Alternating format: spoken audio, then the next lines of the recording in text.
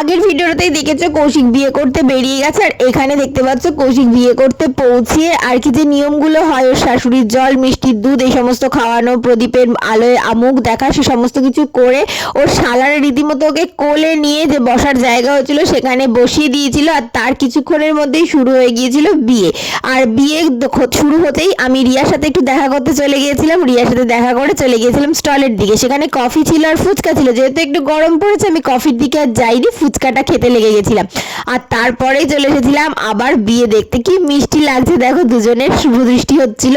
আর তারপর একটা ভয়ানক বিষয়, যেটা হচ্ছে বর বড় না কোণে বড়, তাই জন্য কি দুজনকে এতটা উঁচু করা হয়েছিল রীতিমতো ভয় লাগার মতো।